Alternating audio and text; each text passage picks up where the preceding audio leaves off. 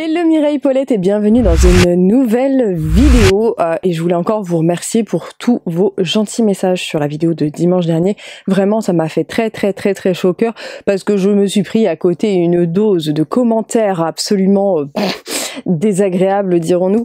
Donc aujourd'hui nous allons parler de règles et j'attends les commentaires de pied ferme après les poils, les règles, hashtag fémininazie hein, comme j'ai pu le voir dans la vidéo précédente. Enfin bref, donc aujourd'hui nous allons parler de règles et plus précisément de culottes de règles que j'ai pu tester.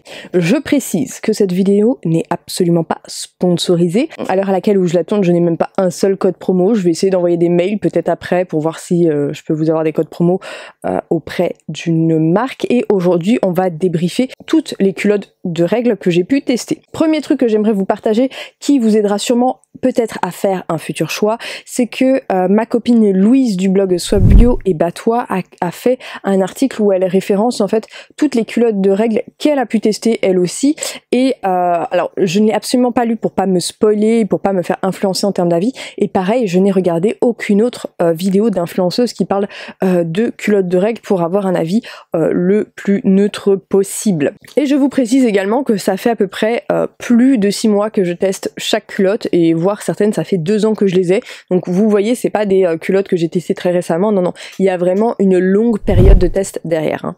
Donc si vous voulez voir l'article de Louise, je vous mets ça en barre d'infos, vous aurez qu'à checker ça. D'ailleurs je t'invite vivement à commenter cette vidéo, à savoir quelle marque de culottes de règles tu as testé et quel retour tu as à en faire en dessous. Je pense que c'est hyper important qu'il y ait des femmes qui puissent avoir une vidéo à laquelle se référer avec plein d'avis d'autres femmes qui ont également testé X ou Y marque de culottes de règles et est-ce qu'elles ont un avis similaire ou un avis totalement différent, parce que qu'on ait mon avis et qu'on ait l'avis de Louise c'est bien, mais le mieux ça serait encore que vous ayez la possibilité de faire des retours, donc n'hésitez pas à commenter et à donner toutes vos indications sur les culottes de règles que vous avez pu tester. Petit disclaimer, si vous êtes un petit peu fragile, si vous n'aimez pas qu'on parle de sang, de règles, ne regardez pas cette vidéo parce que je vais être assez crue dans mes mots, dans mes termes. Pour commencer, il faut savoir que je porte un stérilet en cuivre, donc qui donne des règles un petit peu plus abondantes. Et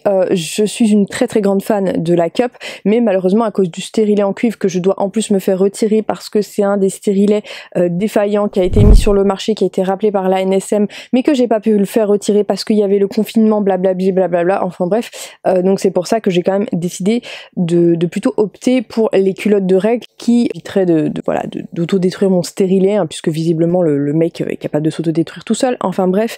Donc la culotte de règles est pour moi un truc un peu plus safe, on va dire, par rapport à un stérilet en cuivre, même si la cup est tout à fait compatible à partir du moment où on l'utilise correctement. Autre chose que je dois vous préciser, c'est que forcément je travaille à la maison puisque je vis de ma chaîne YouTube et je n'ai pas à me déplacer dans des endroits publics. C'est très important à retenir puisque du coup la cup on a quand même une certaine facilité à la changer dans des endroits publics, dans les toilettes handicapées. Alors, je suis désolée, ça m'arrive de temps en temps d'aller dans des toilettes handicapées, enfin ça m'arrivait de temps en temps d'aller dans des toilettes handicapées puisque vous avez le petit lavabo pour rincer votre cup, mais sinon une bouteille d'eau fait aussi très bien l'affaire. Donc c'est vrai que j'ai une facilité pour tester des trucs un peu chelous pendant mes règles puisque je suis à la maison. Je pense que j'ai un flux, on va dire, normal, mais il y a 1 ou 2 jours où ça va être très abondant et les autres jours suivants où il va y en avoir beaucoup moins. Après ça va dépendre des périodes, s'il y a de l'anémie ou pas, enfin bref, il y a plein de facteurs qui rentrent en jeu. Premièrement, j'aimerais vous parler de ces serviettes lavables de chez Anae que vous avez peut-être déjà dû voir puisque ça fait quand même à peu près 2 ans que je les ai et je les déteste pour la simple et bonne raison que je ne porte pas de culotte en temps normal, je suis plutôt string et du coup les seules culottes que j'ai on va dire ne s'adaptent pas très bien dessus.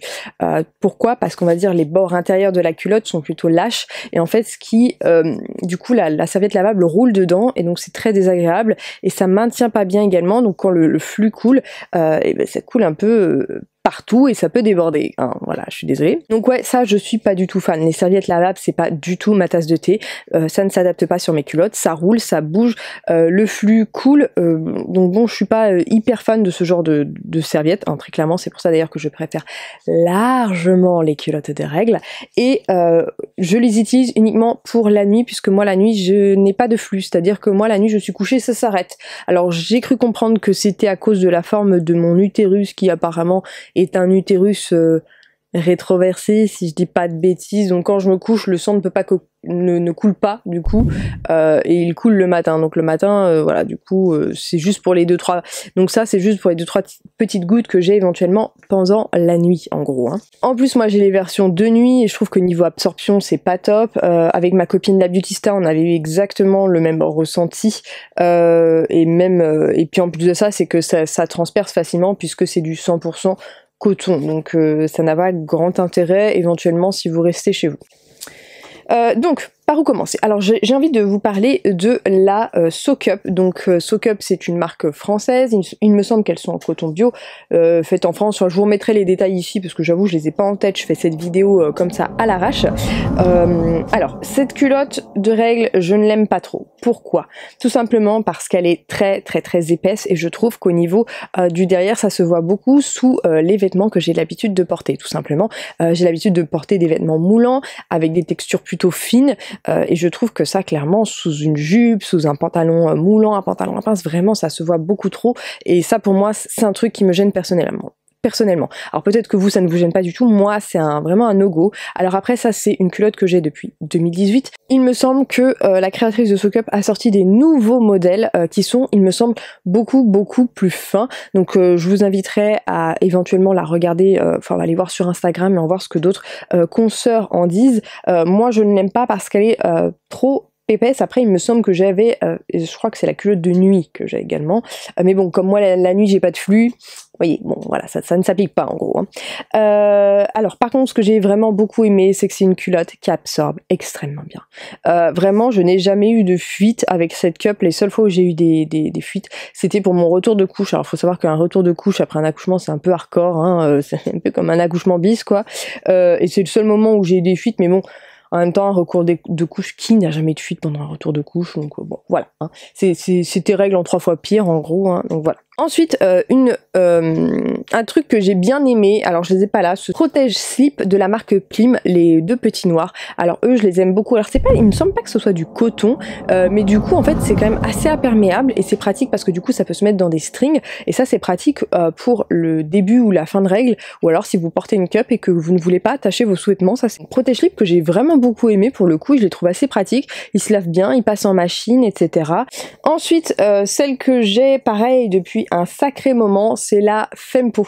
Alors la Fempo, par contre, je trouve que sa taille est hyper petite, c'est-à-dire que bon, moi je fais allez, je fais un 36,5, je suis pas un hyper gros gabarit, c'est-à-dire que mes hanches, je crois, ça fait, j'ai 90 de hanches en termes de mensuration. Je vous remettrai ça à l'écran parce que je suis pas tout à fait sûre de ce que j'avance.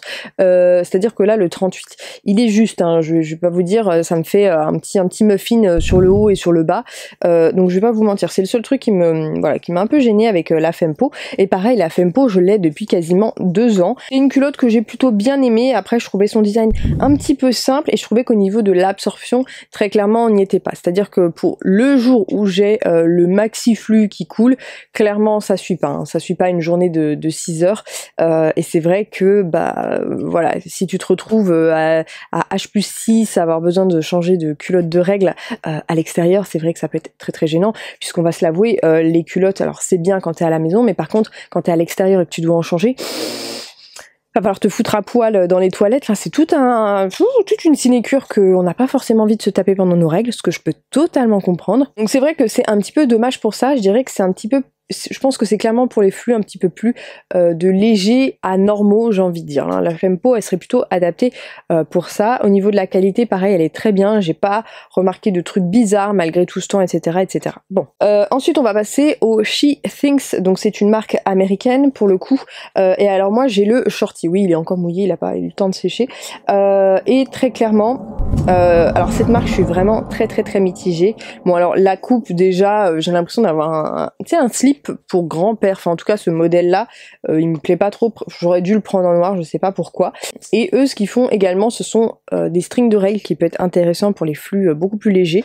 Mais le souci que j'ai eu avec les She Thinks, c'est à chaque fois, mais quand je vous dis à chaque fois, j'ai des fuites, ça transperce au travers et ça va sur mes vêtements.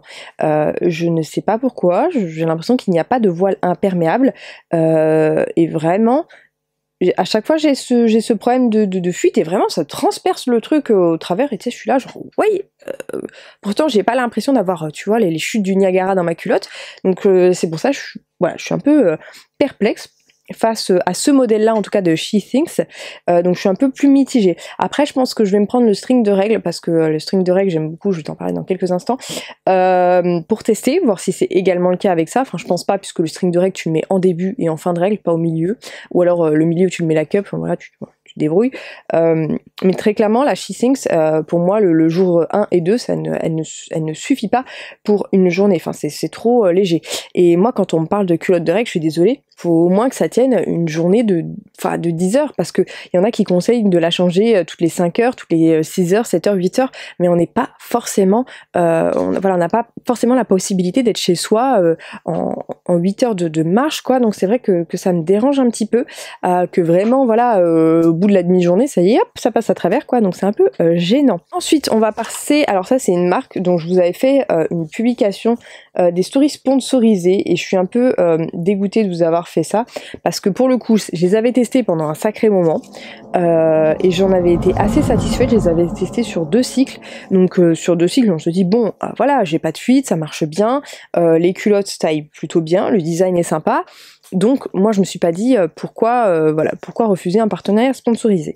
Et en fait ce qui s'est passé, donc c'est que j'ai fait la story sponsorisée sur Instagram, vous avez été plein à commander, et en fait vous avez été plein à être super déçus, parce que tout simplement il y avait eu tellement de commandes que comment dire, la livraison elle a mis 10 ans à arriver. Du coup forcément ça crée des problèmes, hein, quoi, je vais pas vous mentir. Et donc si vous connaissez pas la marque, il s'agit de la marque Airloop. Et en fait ce que j'avais pas capté, c'est que par rapport par exemple aux Fempo qui sont faites en France, je crois, et au Portugal, si je dis pas de bêtises, comme les Moods dont on a parlé, les Soak Up, elles sont faites en France, les SheThinks, je crois qu'elles sont d'origine américaine, et en fait, les Airloop, ce que j'avais pas capté, c'est qu'elles étaient faites en Chine, et ça, c'est vrai que du coup, comme en fait, souvent les culottes de règles, on a souvent ce truc, ouais, made in France, made in Portugal, éco-responsable, sustainable, etc., etc., du coup, en fait, mine de rien, j'ai fait un espèce de gros amalgame, et j'ai pas vérifié la provenance de ces culottes, et en fait, elles sont faites en Chine. Alors, bon, ça me saoule un peu qu'on casse tout le temps notre pipe là sur les Chinois. Ah, c'est fait en Chine, oulala, non, surtout pas. Il y a des choses très très bien qui sont faites en Chine, hein. Il y a des savoirs ancestraux qui sont absolument, voilà, ce sont des trésors qu'il faut conserver. Il y a des choses qui peuvent être très très bien faites en Chine aussi, mais c'est vrai que ça rebute également pas mal de personnes, puisqu'on se dit oui, travail des enfants, voilà, la pauvreté, les Ouïghours, etc., etc. Donc bon, la Chine ne jouit pas d'une très bonne image, n'est-ce pas? Pour en revenir aux Airloops, donc elles sont faites en Chine, donc ça je sais que ça peut être un no-go pour certaines personnes, donc je le précise, mais en plus de ça, il y a eu des problèmes avec le service client, avec ces histoires de livraison patatou patati patata, donc c'est vrai que moi, bon, ça m'a un peu refroidi après la publication sponsorisée que j'avais fait, et ça m'a un peu calmé. Et en fait, ce qui s'est passé, donc plus j'avançais dans le temps, déjà ce qui s'est passé, c'est que sur les Airloop, j'ai des décolorations, donc au niveau du fond de la culotte, que je n'ai pas sur d'autres culottes de règles. Comme si j'avais mis de la javel dessus, c'est-à-dire que ça fait rouge sur le noir. Et si vous avez déjà mis de la javel sur du noir, ça fait rouge. Et alors là, je me suis interrogée, alors j'ai googlé évidemment, alors j'ai cru comprendre que le pH du sang variait et pouvait avoir une acidité certaine et pouvait tacher éventuellement les sous-vêtements ou alors les lingeries menstruelles. Donc ça va, ça me rassure, je n'ai pas une chatte qui produit de la javel, heureusement, mais bon, c'est vrai que ça peut surprendre. Alors si vous, ça vous est arrivé, je serais très, très clairement très curieuse de savoir comment ça se passe. C'est vrai que bon, on est un peu, voilà, je suis un peu déçue. Et en fait, ce que j'ai remarqué, en fait, au fur et à mesure des usages, parce que ça fait quand même quasiment plus d'1 an que je les ai, ces culottes, hein, c'est qu'en fait, au bout de plusieurs heures, hein, je dirais à peu près 5 heures de port, il y a une odeur pas très agréable qui s'en dégage. Ce que je n'ai pas du tout avec les autres culottes de règles, je tiens à le préciser. Alors au début, je me suis dit, j'ai peut-être un problème vaginal, alors ça peut arriver, hein, voilà. Mais en fait, non, pas du tout. C'est vraiment ces culottes de règles qui, avec le nombre de cycles, etc., qui augmentent, qui ont une mauvaise odeur. Donc du coup, ce que j'ai fait, c'est que je les ai trempés dans du percarbonate, etc., pour essayer, entre guillemets, de les dégraisser comme on fait avec les couches de bébé, donc voilà, les couches lavables de bébé.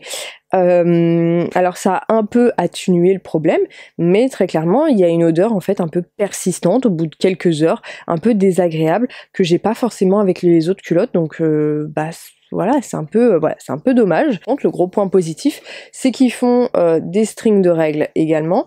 Les tailles, pareil, c'est un peu petit, hein, je dirais que ça taille un peu comme Fempo, parce que moi j'ai du M et le M est un peu serré. Et au niveau de l'anatomie, par exemple, ça c'est la culotte, très clairement elle descend trop bas au niveau du pubis, si je la remonte pour cacher mes fesses, ou alors si je la remonte un peu trop au niveau du pubis, parce qu'on voit ma vie. Ben, bref, c'est un peu désagréable. Donc très clairement, je les trouve un peu petites, puisque s'il me faut du L alors que je fais un 36, vous imaginez bien que c'est un peu gênant. Cependant, je trouve que le design est plutôt agréable et plutôt joli, ça ne fait pas trop culotte de règles, on ne sent pas trop l'absorbant à l'intérieur. Et le gros avantage des Airloop, c'est le prix, quoi. Donc voilà, donc ça c'est clair, les culottes de règles c'est un certain investissement. Airloop a l'avantage d'être un peu moins cher, mais je trouve que la qualité est un peu moins au rendez-vous que les autres. Pour finir, on va parler des moods. Alors très clairement, les moods sont mes préférés, tant de par la qualité, tant de par le design et tant de par la taille et de l'implantation, on va dire, de l'absorbant et on va dire de l'imperméabilité. Alors très clairement au niveau du design, c'est vraiment les best culottes que j'ai pu voir, très jolies avec des petits trucs comme ça, je vous mettrai des images d'insert.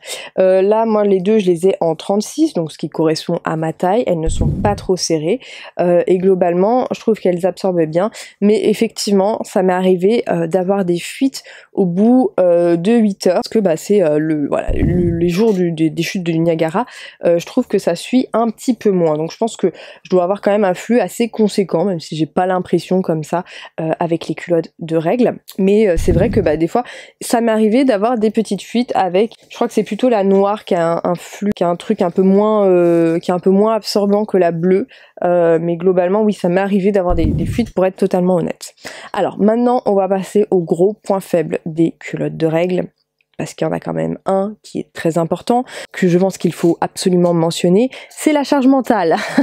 Oui, voilà, cette fameuse charge mentale qu'on vous sort à toutes les sauces. Bon déjà, on va se l'avouer, avoir des règles, c'est pas le meilleur moment du mois. En plus de ça, si vous avez des règles douloureuses, ça peut encore rajouter une couche. Moi, c'est absolument pas mon cas. Mais déjà, rien que le fait d'avoir mes règles, ça me saoule. Et en plus de ça, il faut s'occuper... Merde. Je les ai tachés avec du maquillage. Il faut s'occuper de gérer ces petites choses à laver, et en fait c'est vraiment ça qui me saoule le plus, c'est que il faut s'occuper, bah après tu les enlèves, faut les faire tremper, faut leur mettre un petit peu de savon et ensuite faut les mettre dans la machine à laver, mais attention il faut pas les mélanger avec d'autres types de linge, et attention il faut pas que ton mec il les mette dans le sèche-linge, parce que oui il y en a quelques-unes qui sont passées au sèche-linge, donc ouais c'est tout un truc comme ça de voilà, il faut les faire tremper, il faut les laver directement, mettre un peu de savon dessus, les essorer, ensuite les mettre dans la machine à laver. C'est vrai qu'il y a un moment... voilà, il y a des moments très clairement je regrette ma cup que je récupère, que je prends, que je vide, que je remets dans ma chatte. Tu vois, très clairement, moi ça me manque un peu ce genre de truc où effectivement les culottes de règles c'est cher, donc c'est un certain investissement. Tout le monde ne peut pas se le permettre, mais en plus de ça, ça te rajoute une charge mentale durant tes règles, où t'as peut-être pas forcément la, entre guillemets, la force de surmonter ça, parce que des fois je sais qu'il y a des femmes qui sont dans des états pas possibles pendant leurs règles, et qui, en plus, elles doivent se taper le lavage de culottes de règles, etc., donc le faire tremper, machin, enfin les faire tremper 5 minutes, les mettre à la machine, vérifier que ton mec ne fout pas ça au sèche-linge. Je peux comprendre que ça soit vraiment rébarbatif. Donc c'est vrai que c'est un truc qu'il faut vraiment prendre en considération quant à tes règles, et si tu souhaites acheter des culottes de règles, est-ce que tu seras capable de les nettoyer, de pas les oublier, de faire attention au sèche-linge, de faire attention à la machine à laver, etc., etc.